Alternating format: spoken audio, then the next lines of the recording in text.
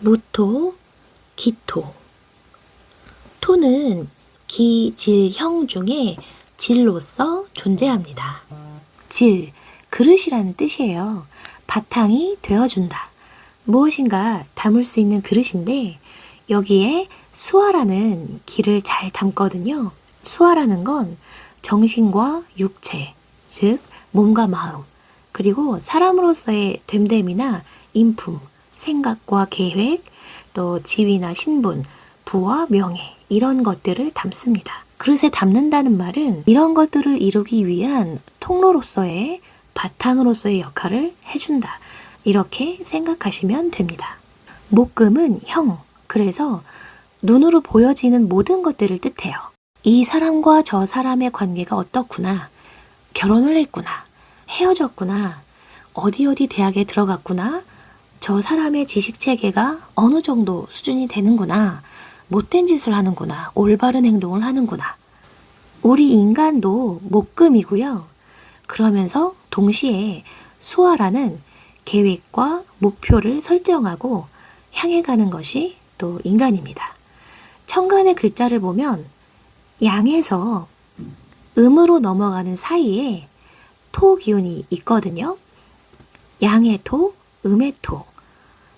가운데 이렇게 토 기운이 있는 것은 이유가 있기 때문입니다. 그거는 음양의 균형과 조화를 이루기 위해서예요. 점점점 자라나서 확산하는 양의 시대에서 확산은 멈추고 점점점 하나로 압축하기 위해서 수렴하는 음의 시대로 넘어갑니다. 그래서 양으로 점점 가다 보면 모든 것이 발전하고 퀄리티는 올라가고 살기는 좋아지는데 분열하죠. 자기들끼리 내부에서 분열해서 밖으로 터져 나옵니다. 음으로 점점점 가다 보면 불필요한 건 다 버려요. 중요한 하나만 남기고 자기들끼리 똘똘 뭉칩니다. 근데 또 외부에서 고난과 역경이 불어닥쳐요. 양의 시대에서 경험하고 활동했던 것들을 무토가 잘 담아서 기토는 음으로 전환하고 새로운 가치를 내도록 도와줍니다. 그러니까 토는 환경의 변화나 시대가 변하고 세대가 바뀐 걸 알아차리게 해주고 또 자기 자신이 나이가 들어감에 따라 변화해야 할 역할들을 알아차리게 해줘요. 기토가 필요한 사주에 기토가 없으면 학부모가 됐는데도 10대 때 했던 행동들을 하고 있는 거예요. 무토가 필요한 사주에 무토가 없으면 유행이 바뀐 것도 모르고 한물 간상품이나 팔리지 않을 재능을 키우고 있는 것과도 같습니다.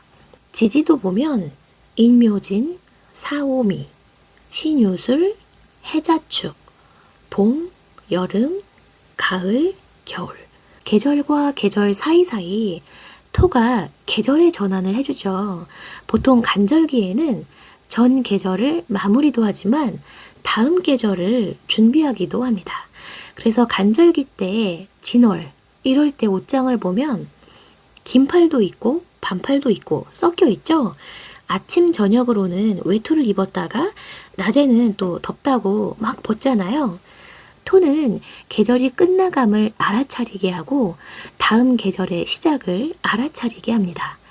그런데 요즘은 지구온난화 때문에 여름하고 겨울의 특징이 더 뚜렷해지고 또 길어지는 것 같고 봄, 가을은 점점 줄어드는 것 같아서 많이 속상합니다. 토 기운의 의미를 이해하고 나면 그래서 토는 이렇게 있어요. 중앙에서 목화 금수 사행이 사행답게 역할을 잘 할 수 있도록 도와주기도 하고 그 기능을 맡기도 해요. 계속 확산만 해도 문제죠. 계속 응축하기만 해도 문제입니다. 수가 목을 통해서 화로 가는 바탕이 되어주는 것도 토, 화가 금을 통해서 수로 가는 바탕이 되어주는 것도 토입니다. 그러려면 인식 기능이 좋아야죠. 그래야 이 목을 키울지, 금을 갤지, 수가 필요한지, 화가 필요한지 환경을 잘 알아야 인식 기능이 좋아야 때에 맞게, 철에 맞게 뭔가를 심기도 하고 키우기도 하고 심하다 싶으면 자제도 시키고 그러잖아요.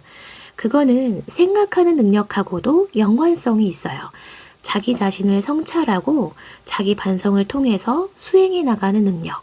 옛 것을 떠올려서 지난 것을 돌이켜보고 회상하는 것. 또 나이가 들어감에 따라서 자기 역할을 설정할 줄 아는 것. 또 시대의 흐름을 읽고 때와 장소에 맞게 변화하는 것. 모두 토기운의 작용입니다. 토를 그냥 1차원적으로 땅 그러기도 하고 또 산 그러기도 하고 바탕, 환경, 인식 기능 그러는데 그 기능을 잘하면 중용 그러고요. 그 기능이 잘 안 되면 단절 그래요. 근데 보통은 토가 잘 되어 있기가 쉽지 않아요. 지지의 글자가 12개인데 그 중에 토가 4개나 되거든요. 토가 너무 많으면 변화, 변동, 이동수 그러잖아요. 지난 과거 청산도 해야 되고 지금 했던 것도 마무리해야 되고 또 그 다음 스텝도 준비를 해야 되니까 당연히 변화, 변동, 이동수가 많을 수밖에 없습니다. 천간까지 토가 많으면 산이 너무 높고 두텁죠. 고원 그래요. 사상적이고 고답적이고 고차원적이고 또 종교적이고 철학적이고 인생이란 무엇일까? 어디서 태어나서 어디로 가는 것일까? 이런 생각들. 조습으로 보면 무토는 조한토, 기토는 습토. 보통 이렇게 보는데 무토는 자연 그대로의 땅이에요. 그래서 산에 비유를 하고요. 건조하면 잘 썩히지 않습니다. 오히려 대상을 멀게 하죠. 높은 산은 오르기가 힘들어요. 산책하듯이 올라갈 수 없고요. 높은 산은 대체적으로 험난하다 그래요. 대신 힘든 만큼 정상에 올랐을 때의 만족감이나 성취감은 이루 말할 수 없겠죠. 기토는 인간이 무언가 생산할 목적으로 개간해 놓은 논밭에 비유를 합니다. 무토를 깎아서 기토로 낮게 접근성이 좋게 만들어 놓은 거예요. 음이라는 건 실용성의 목적이 있고 또 토가 습하다는 건 습기를 머금은 흙, 만물을 키워내기에 좋은 땅이라는 겁니다. 토에 수가 배합되면 옥토 그래요. 밭에 배추도 심었다가 깨도 심었다가 감자밭도 됐다가 고추밭도 됐다가 좋게 말하면 실용성 있고 실리적이어서 바로바로 이익을 내는데 능력이 탁월하고 또 적응력이 좋고 잘 변화한다. 안 좋게 말하면 정체성이 뚜렷하지 않고 쉽게 변질될 가능성이 있다. 홍수가 나면 논밭은 평평하고 또 낮은 곳에 위치하기 때문에 기르던 작물들이 다 쓸려 내려갈 테고 또 가뭄이 들면 말라 비틀어지는데 이런 천재지변에 의한 피해를 막아주고 보호해주는 건 양의 글자입니다. 그래서 양이 없으면 음도 없는 거예요. 기토 옆에 무토라는 높고 큰 산이 있으면 방어력이 좋다. 인덕으로 작용하면 든든한 지원자가 있거나 튼튼한 울타리가 있다. 그럽니다. 근데 무토는 자연 그대로의 땅이니까 생산성은 제로예요. 전혀 없다고 할 수는 없고 오래 걸리겠죠.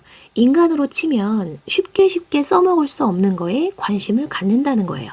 바로바로 결과를 낼 수 있는 거하고는 거리가 멀다는 거죠. 건조한 것들은 보통 형태의 변형이 많이 없습니다.